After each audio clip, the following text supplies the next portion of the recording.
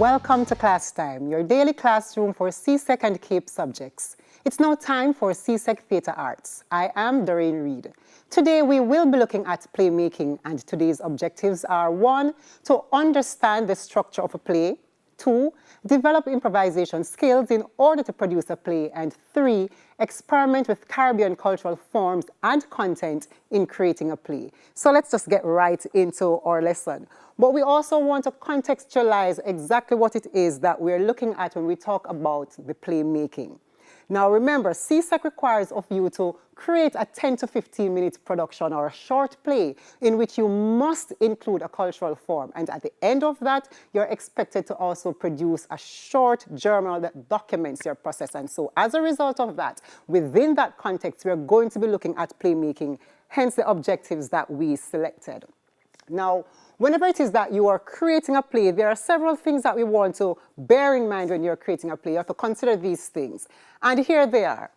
The interpretation of your stimulus, the structure of a play, playmaking techniques, dramatic devices, dramatic modes, and the use of the Caribbean cultural forms. Now, these things are important consideration because all of these things together allow you to be able to put that play together that you need for it to be of the standard and the quality that is required by the CSEC Theatre Arts syllabus.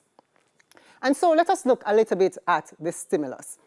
When you think about the stimulus, you think about the topic statement, the one that determines what the play should be about. Now remember, in creating this play, you're creating it from scratch, as we call things. It's just like you're cooking and you say that, okay, you know what, I'm creating from scratch.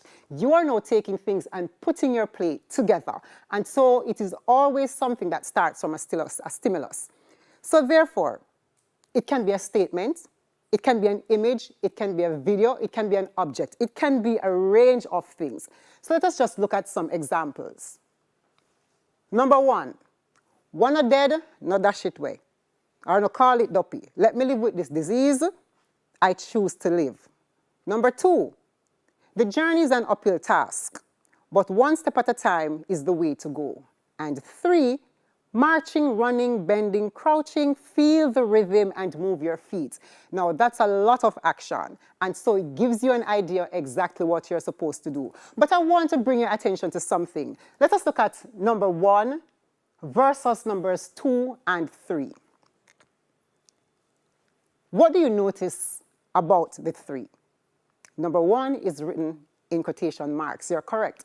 What does that mean? It simply means it is direct speech. So at some point in your presentation, it simply means that somebody, a character in that play must, and notice I'm placing emphasis on the term must, they must say that line in their production. The other 2 are statements. So yes, they're driving your general production. Yes, but you have to pay keen attention. We're not going to spend a lot of time on stimulus this morning because guess what? You would have looked at stimulus when you were doing your improvisation, and remember, improvisation would have come before playmaking, so you would have been introduced to it. And so as a result of that, we are just doing this for reinforcement because reinforcement is important, and that's how sometimes we help to remember some of the things that we're doing. All right. So let us now move on to play structure because this is one of the things that we did indicate that you need to bear in mind whenever it is that you are creating a play. Now, whenever you're creating the play, you have to place emphasis on the text. And when you're placing emphasis on the text, you are looking at the plot. You want to look at the theme and you want to look at the characters whenever you're creating your play because this is important. Now, when you're looking at the plot, you're thinking about the order in which the various events in the play will unfold. And so therefore you look at the general structure. You want to look at the exposition, the conflict, the rise in action, the climax, the fall in action, the resolution. All of these things are very important. Now the theme, you think about that recurring thread that is within your presentation. And for the characters, you want to think about those fictional persons that have been created to ensure that your story comes alive. Because yes, you can always have these ideas, but when you have these ideas, what is going to happen to them? You need characters to bring them to life, to make them a little bit more meaningful. And so that is why it is important that we pay keen attention to how our characters are developed. And so guess what? We're going to be looking a little bit at the various structure within the play. So what exactly is exposition? It is a part of a story that gives the information to your audience about the setting, the events, and the background stories before introducing the main character. So for example, if the play is set in rural Jamaica and it is on top of a hill, the play is supposed to give you that information in the exposition. So the moment the story starts, we recognize that this play is set in this particular area. It's on a hill, it's in the rural Jamaica, this is what is surrounding the various spaces, because we're able to see that, and we also get that based on the conversations that are happening. So in other words, you're effectively establishing the situation so that your audience can get a chance to follow.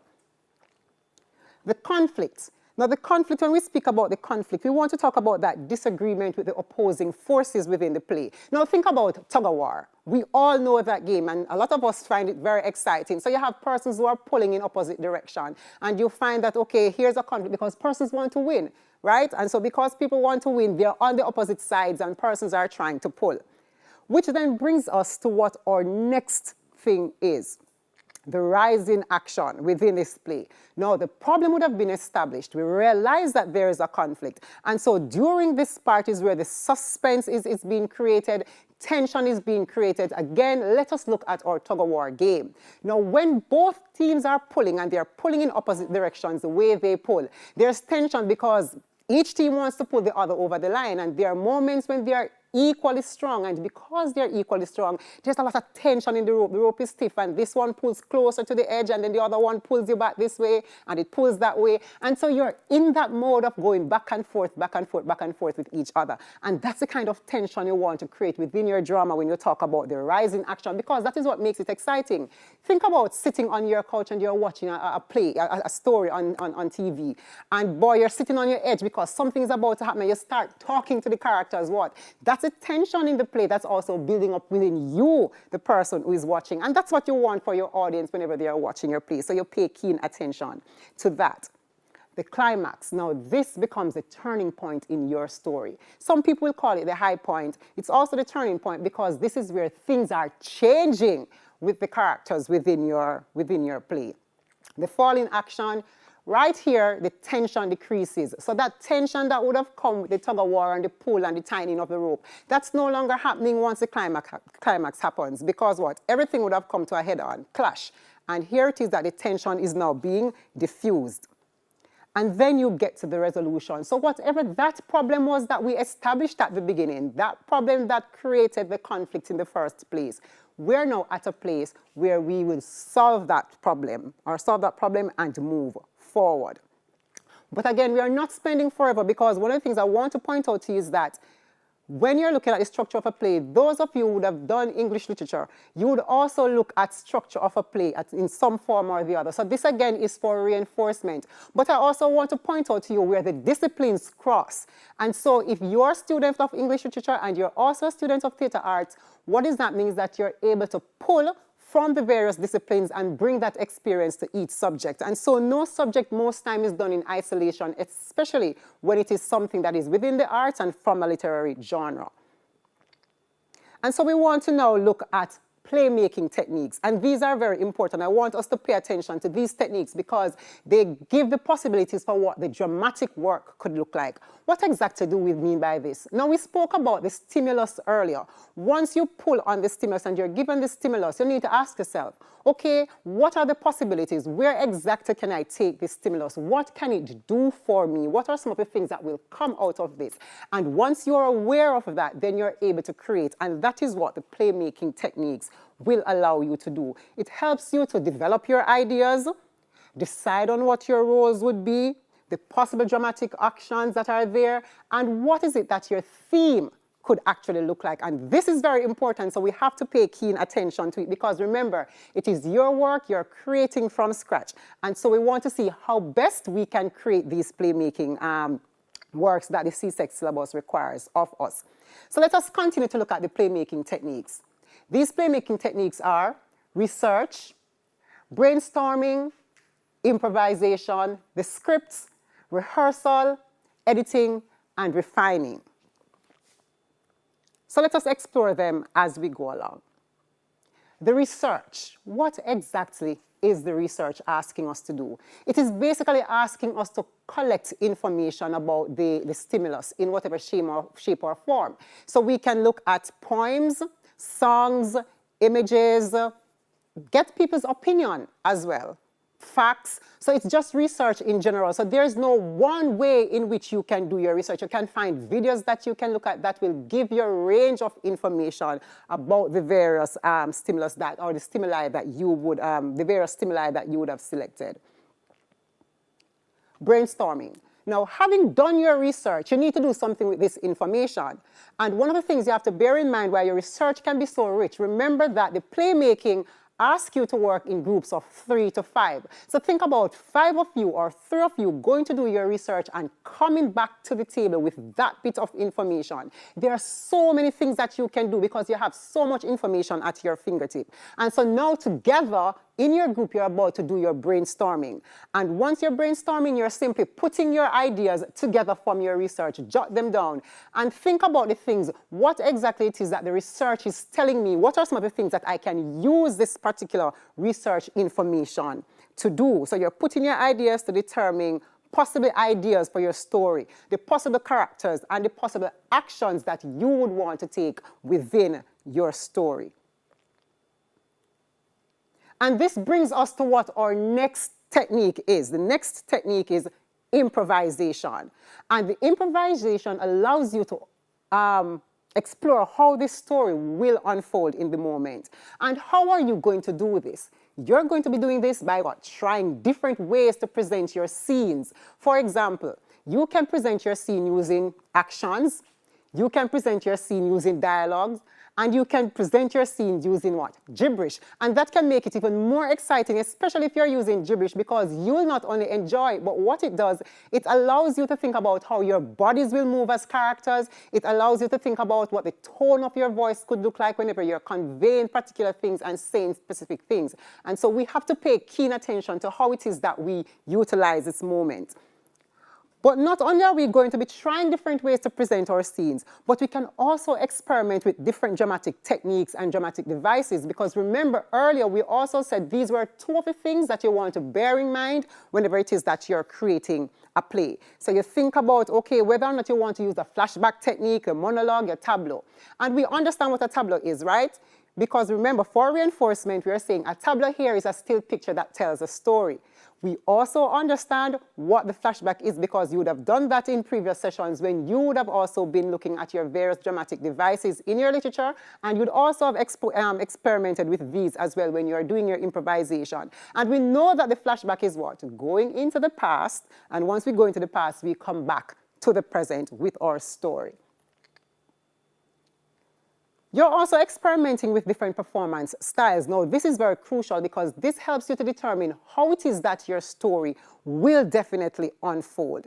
What does that mean?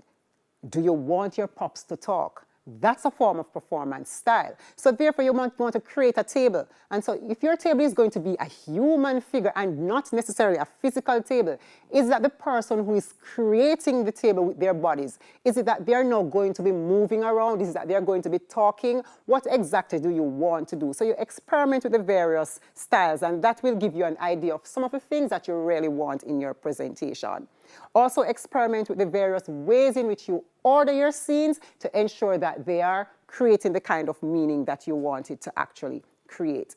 And then you move on to your script. Now, having done your improvisation, you have a whole set of information that you can pull on because you would have done dialogue, you would have also done a range of actions. You now need to make sure that you're consistent, because if you don't have a script, what you're going to find is that each time you do the presentation, you are going to be doing something differently. And so to avoid that, you're going to go into scripting your work. And your script is basically documenting the key ideas that came out of your improvisation, so to show the intended direction of the play. And when you script, you're just going to use the elements of a script, the basic ones. And you're basically looking at what? Writing in the scenes, because a part of script you must have scene 1, scene 2, scene 3. And because it's a short play, you might have 2 scenes or 3 basic scenes that you're going to have, because remember, it's not longer than 15 minutes. And you're going to have your direct dialogue, but you also must have your stage directions, because your stage directions help to tell people exactly what it is that you're expected to do within this particular piece of work. Then once you have your script, you're now in full rehearsal mode. Full rehearsal mode. And so once you're in full rehearsal mode, you're blocking your play. Do you know what blockings are, right? Remember, the blockings has to do with the movement that the characters will do on stage, or the actors rather, will do on stage. And so, for example, if my intention is to take up this paper and I'm going to be fanning something, what exactly is the line that I'm saying while I'm fanning? So the act of picking up the paper and fanning at something, that would be my blocking. As part of your rehearsal process while you're blocking, you're doing the work and you're trying to find various ways to express your ideas and improve your performance skills.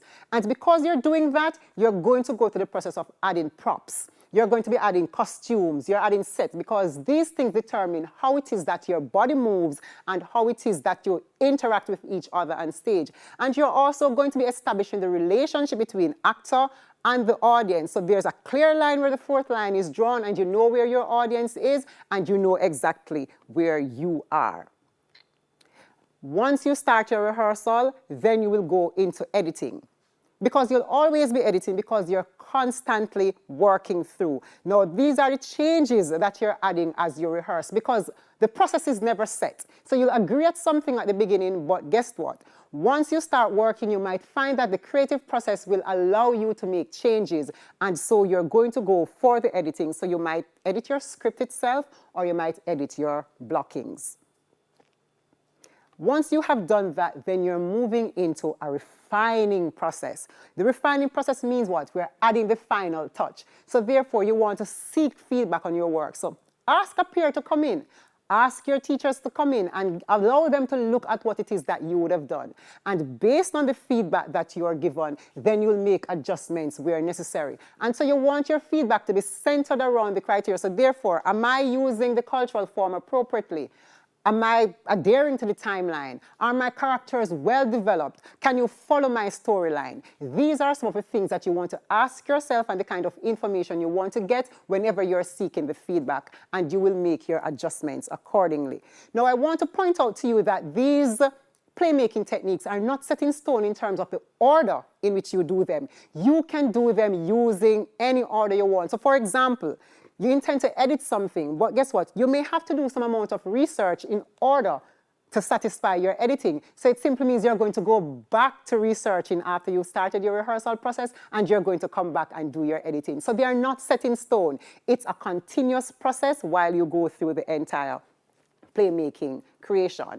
And so now we're going to move to the cultural form. Now, CSEC requires you to do any 3 cultural forms within a given year or given period. And so you have to work accordingly. And so the 3 that are currently on the syllabus for you to look at are wakes, landship, and carnival. And so for the purpose of this presentation, we are going to use the cultural form of carnival. Now, what exactly are some of the things that we know about carnival, or we can just say generally about carnival? Carnival by itself is a season, and it is not just a day, because sometimes people talk about carnival and think it's just a day. No, it's not. It's a general season. It's a composite art form. It utilizes strong masquerade elements. It has various purposes. And carnival in Jamaica is also bird culture. And I wanted to point that out because what we are going to find, the strong masquerade element that is present within the carnival cultural form, you will not find that strong masquerade element within Jamaica. But we are doing a Caribbean examination, and so it is our duty and it is important that we understand what is happening in the other territories, especially territories where the cultural form is more embedded and culturally rooted than the one in which we are in. And so we are able to make comparison and for you to better understand exactly what is going on. So we did say carnival is a composite art form. What exactly do we mean by that? Now, when we think about carnival, you're going to be able to find other cultural forms embedded in it. And that is why we say it's composite, because it uses a range of forms. We can find storytelling, we'll find the jab characters coming out, we'll find the steel pan, we'll find the damlarin, we'll find the bat band. All of these things are cultural forms in and of themselves, and so they all form part of the carnival celebration because we'll find them there in the carnival celebration. Now, the purpose of carnival, it ranges from different things. It could be for celebration, recognition, transformation, entertainment. And once we know what the purpose is, then that helps us to determine how it is that we are doing the work that we are supposed to do with the playmaking. The music, dance, drama. All these are also performance modes that you can find within the carnival cultural form. Now, because it is that these are the performance modes that we can find in the cultural form, they are going to be very integral in terms of how we use them to create the play that we want to create. Now, we also want to examine the elements of the cultural form. And some of the basic elements that we can find in the cultural form, we are looking at characters, costumes, dance, drama, music, masks, props. Now, these elements are not just elements of cultural form, but they're also dramatic and theatrical elements. And these have also found themselves in the form.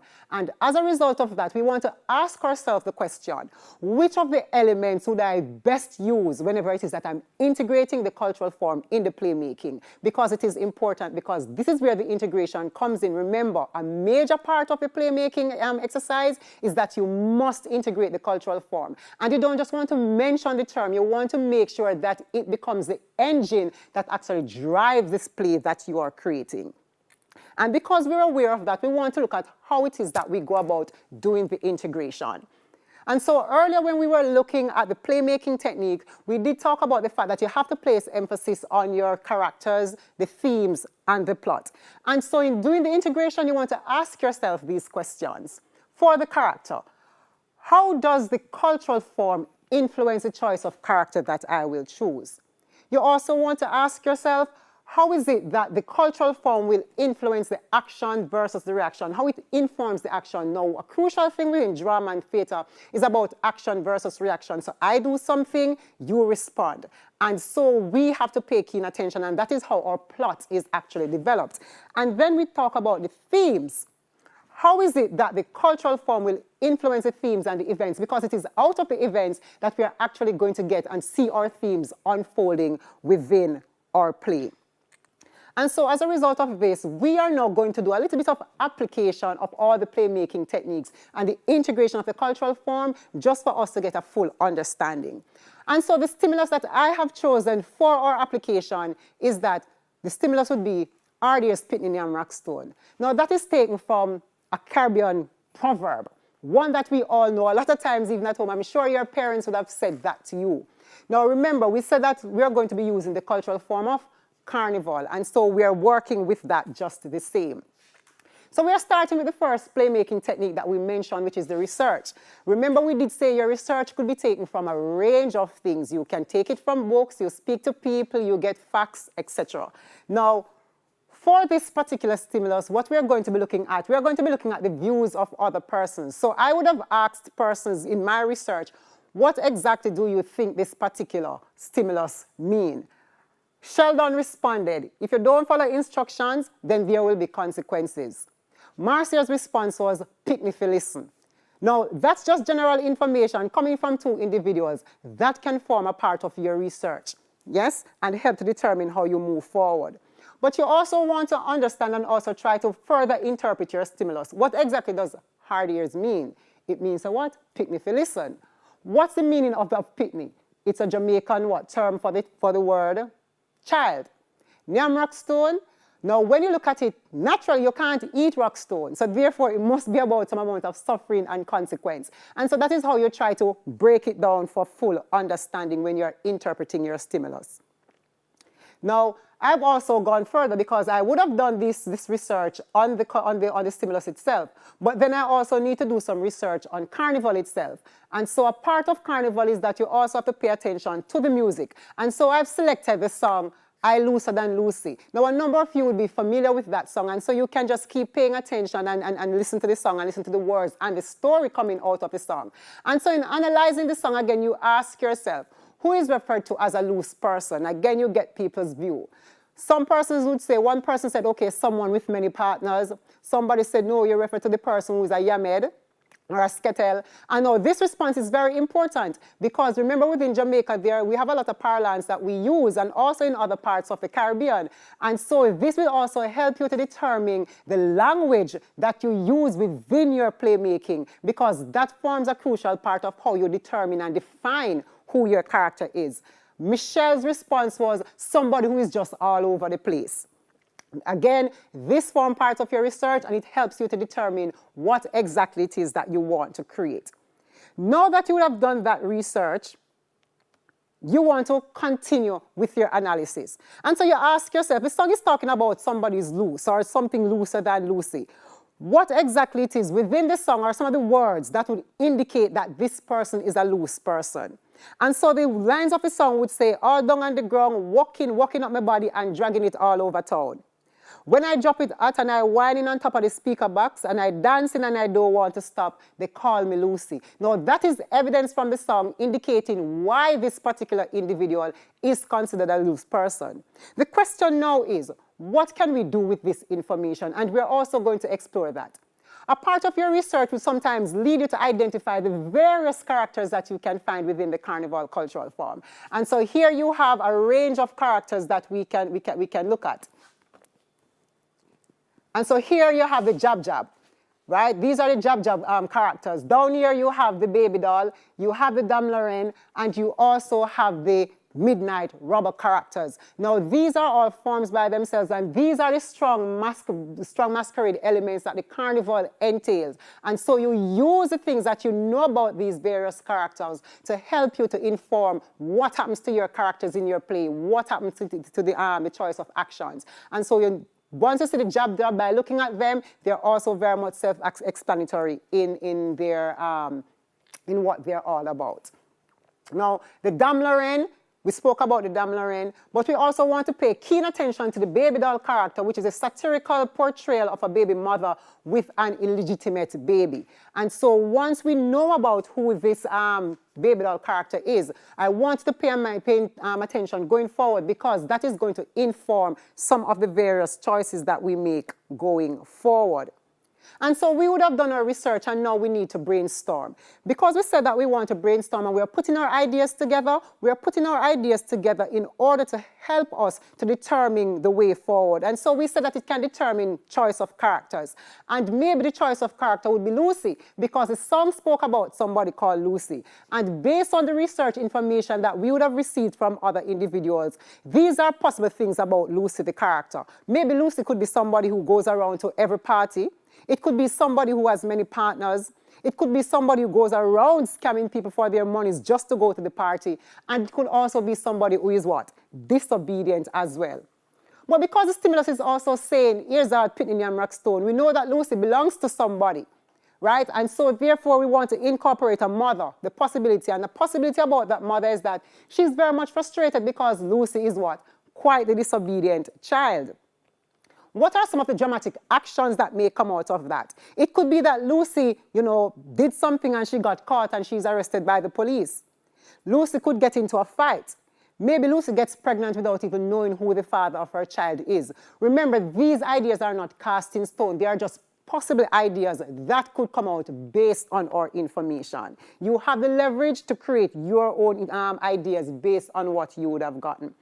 And so now you want to go through your improvisation process. And you're asking yourself, what are some of the best elements that we are going to use to integrate the cultural form within the playmaking? Now remember, we're talking about carnival. And in order to make it obvious, when you're thinking carnival, you have to think of what? Music, very good. And you also have to think about what? The costume and choice of movements. These are things that assist you in identifying the cultural form. So if you're incorporating them in your playmaking, then it must be that obvious.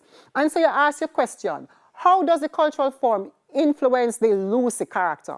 It influences the Lucy character because it has a lot of gyration that's taking place in its movements. And this represents that act of fertility. And if we're talking about that act of fertility, then you want to ensure that Lucy is that character that dances a lot. And so you think about your choice of movement. So is it that you're going for the corkscrew movement that isolates the upper part of the body, or you're going for the isolation of the pelvis area itself. So you have to determine who Lucy is and the various levels in creating that movement. So are you keeping it at a medium level with your corkscrew, or you're going for a lower level with your corkscrew? So you have to make that determination as you talk about the dancing and the whining, because that's who Lucy really is.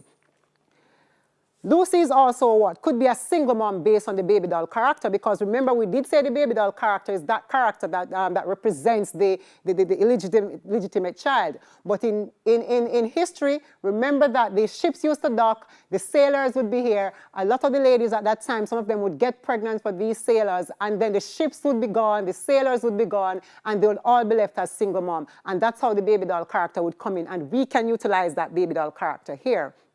Carnival is also about celebration. And so you want to make Lucy a very vibrant person, except when she gets in trouble. But we're also looking at celebration, and you want to celebrate a new life. How does the form influence action? Again, we talk about fertility. So we're drawing on the fertility action from the song, and we're looking at the meaning of the baby doll's character to inform the actions that are taking place. How does the cultural form influence the various events? Now, we're saying maybe Lucy disobeys her parents, goes out, and she gets in trouble. So you have to identify a song that can speak to that. Once you identify a song that can speak to that, then you'll incorporate that song within your playmaking, and that will resonate with your audience. It resonates also with the persons and the characters within the play. Maybe Lucy gets in a fight with her friends. Now, this is very important, because the fight doesn't have to be physical, especially now within a time where we have COVID and we are keeping our social distance. So you don't have to have somebody go and grab somebody by the collar and drape them up. No, we can use dance. So once the dance is happening, you have the characters who are interacting with each other at a distance. But the dance movements that you're going to choose, the choice of song and the choice of movements will now indicate exactly what is happening within that scene. And so you select movements that are very combative, and even the very facial expression and how the bodies move, then that becomes combative for us to fully understand that what is happening here is not people dancing and just simply enjoying self, but we have a conflict that is happening and people are at loggerheads with each other. Then the other part of it is that Lucy also gets pregnant, and this again can be demonstrated through music and dance. We have been talking about the baby doll character. Now, if you look at the image, you notice how the young lady is carrying the baby doll, the doll in the hand like a baby. Now, you can have a mythical character in your presentation who moves in a similar manner. And so because we said that Lucy is a character that is always dancing, here you have this mythical character coming in and dancing with this baby. Dancing with this baby. And so this character can now dance around Lucy, dance with Lucy, and at some point in time, hands over the doll symbolically to Lucy. Once that happens, what you have is a symbolic handover, an exchange of the baby, which would indicate that, okay, this baby now belongs to Lucy. And so that's one of the ways that we can use it to demonstrate that Lucy is about to become a mom. Now, the staging of the play. We did talk about using tableau, thought tracking, soliloquy, asides, and a range of different things. Now, these are the different devices and dramatic techniques that we can use. We spoke about symbolism just now, because once the baby doll character hands over to Lucy, what we would have done right there and then, we would have just done what? Use symbolism. We can use tableau, we can use soliloquy, and we can use asides. We can use all of these things to help to stage your play, because you want your play not to look flat, but you want it to look really dynamic. And you want the way your speech is coming across, is that it's coming across in a meaningful way and to keep people very much interested in whatever it is that you're doing. And so these are just some of the basic ways. If we were to continue, we'd go with the script, but right now we are not going to be writing the script. We'll now create the script out of this improvisation. Having created the script out of the improvisation, we'll continue our rehearsal process, and at some point in time, we'll go into refining. Right at home, you can sit at home and do your own creation of these things. Using the same way where we selected a stimulus, you can select your stimulus and start creating your own play. Grab your partners, your teachers would place you in groups, and you can simply sit, meet on Zoom, and start working out what exactly this is supposed to look like. And so we just want to do a quick recap. What are some of the things that we did say we want to keep in mind when creating a play? The interpretation of the stimulus. We want to understand the structure of a play. We want to be able to utilize the playmaking techniques. We want to pay attention to the dramatic devices, the dramatic modes, and how it is that we utilize our cultural forms. We also said that we need to understand the structure of a play. And when we think about understanding the structure of the play, we want to focus on the plot, the theme, and the character, because it is important that we pay keen attention in that regard. But we also want to remember that we must utilize our playmaking techniques. And the playmaking techniques that we want to utilize: researching, we are brainstorming, we are doing improvisation, we are scripting, we're editing, and we are refining. Once you're able to utilize all of these things and utilize them effectively, then you're able to create the play that you're supposed to create. And in integrating the cultural form, we want to focus on some things. We want to focus on how the form influences the choice of characters, how the form influences the action, and how it is that the form influences the events. And so if you have any questions, feel free to ask us the questions and we will answer them.